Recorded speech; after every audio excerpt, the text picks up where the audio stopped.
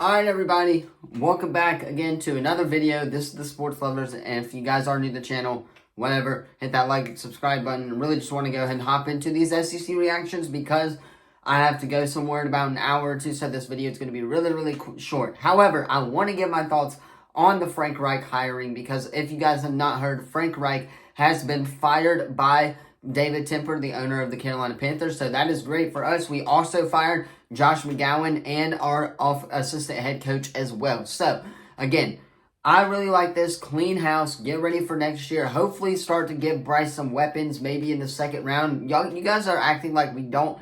A team has never really had a first-round pick before, but again, Carolina can get something in the second, third round as we have seen. So, hopefully, Panthers can draft some Bryce Young, some weapons get into next year. Now, what I'm hearing head coaching wise is probably the Lions offensive coordinator Ben McDermott or whatever his name is. So that's what I'm hearing head coaching wise. He has the greatest odds to get the Panthers head coaching job. I would like that hire. Zion's back for the Pelicans tonight. Completely different topic, but I do want to talk about it because Zion has missed a couple of games. He's back tonight. Regardless, let's go ahead, hop into some SEC Week number 13 reactions as we head into Conference Championship Week. Alright, so on Thursday, the Thanksgiving Day game, that was Ole Miss and Mississippi State. I got the video done on Thursday, and I think I'm going to have to do that again for this week because there are games on Friday. And then Friday, we will have grading each SEC team's regular season performance, not postseason, but Thursday and Friday, that's what the schedule is going to look like for this week. However, Ole Miss, Mississippi State. Will Rogers, if you guys have not heard, has officially announced that he is leaving Mississippi State and entering the transfer portal.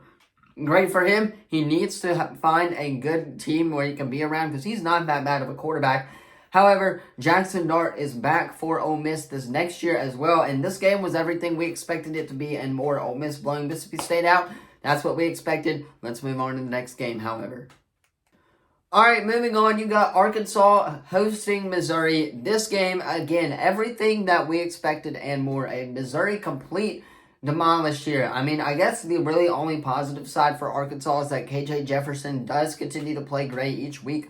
Their quarterback is really good. He likes to run the ball a lot. However, Missouri contained it, and they stopped them on defense as well, and Missouri scored a lot of points against a struggling Arkansas defense. This game, everything we expected it to be and more. Let's head into Saturday's games, though.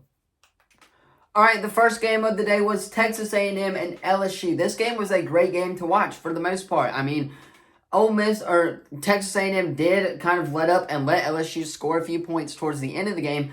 But regardless, it was a pretty good game to watch for the 11 a.m. slot. It was very good. I like Jaden Daniels' performance. This was his last chance to showcase why he should win the Heisman, and for me, he did that just really well. And unfortunately, A&M does come up with the loss. However, they put up a fight before they get their new coach. Again, if you guys have not heard, they are now hiring Duke's coach to coach Texas A&M. So, however, it was a great game for LSU. Their offense did thrive on Saturday morning. Alright, and the next game, the next 11 a.m. game, the upset of the week, that was Kentucky going in to 10th ranked Louisville and beating them by a touchdown. Yes, by a touchdown. However, really, if you look at it, Kentucky played pretty good. Their quarterback play wasn't all that great. Their quarterback, Devin Leary, I believe is his name, 3 touchdowns, 1 pick, 206 yards, 12 for 22. That was fine for me. Looking at Louisville's side of things, their quarterback struggled a little bit. 24 of 33, 2 touchdowns, 1 pick, and 242 yards. If you take a look, their rushing touchdowns, 2 rushing touchdowns for Louisville. It was just that Kentucky defense that held them at the end. And if you watch this game, you would know what happened.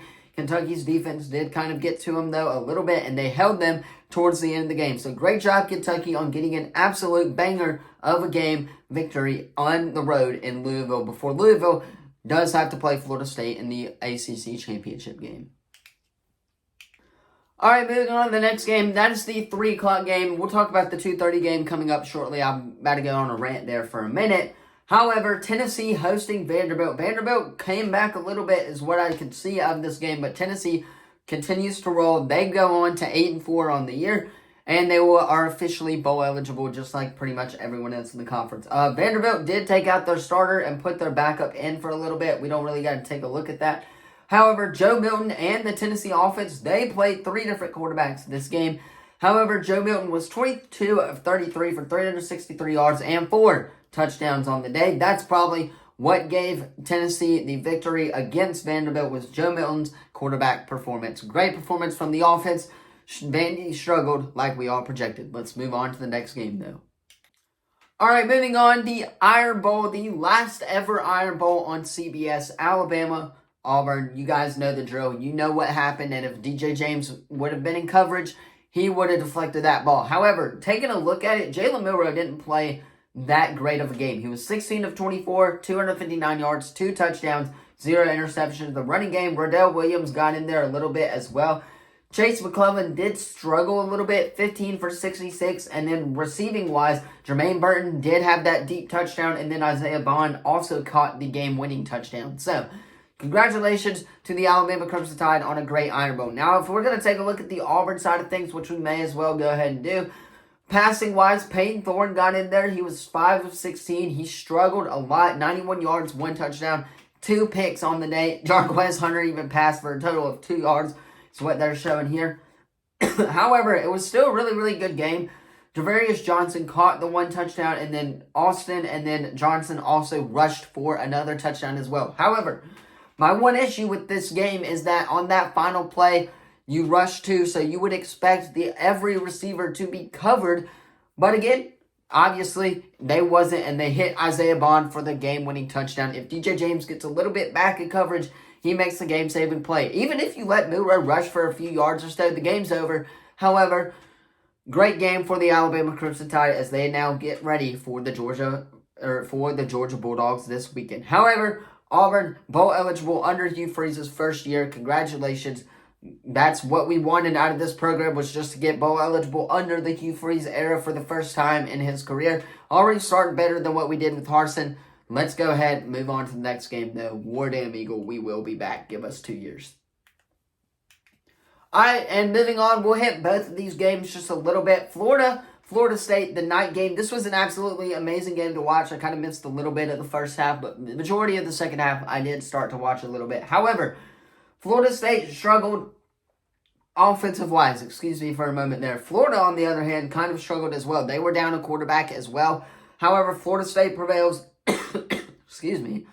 And then they get the great win. A comeback win, by the way, might I add. They were down 15-12 at one point. So, however, they did end up coming back. I mean, 3 rushing touchdowns on the day is really how Florida State did it. Florida's defense struggled. They struggled a lot this game. However, Max Brown came in the game 9 for 16. Not bad for a backup. However, Florida does struggle at home and lets up a comeback against Florida State. Let's move on to the final game. All right, moving on, the final game. Georgia on the road in Georgia Tech. And Georgia Tech held Georgia for a little bit while they hung in there. They started to come back a little bit. I keep coughing because I am a little bit sick. However, they started to come back a little bit, and Georgia got some kinks to work out in the defense. If they're going to continue to allow these teams to start coming back, they may struggle against Alabama this coming weekend if they play like they did. However, Carson Beck is coming back for the Georgia Bulldogs, I believe, as well.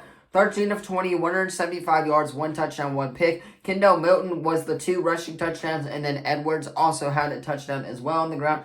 Receiving-wise, only 1 touchdown for Georgia. Georgia Tech, though, played pretty good. They were 11 for 20, 158 yards, 2 offensive rushing touchdowns on the day as well. So, not bad for Georgia Tech. They just could not get the job done against a really, really good defensive team in Georgia Bulldogs. They played them good, though. Georgia almost coming off with a loss.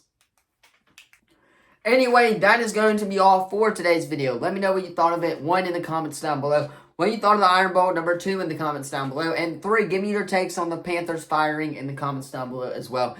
Love to hear from you guys. Zion Williamson officially back for the New Orleans Pelicans after having a couple of rest days off.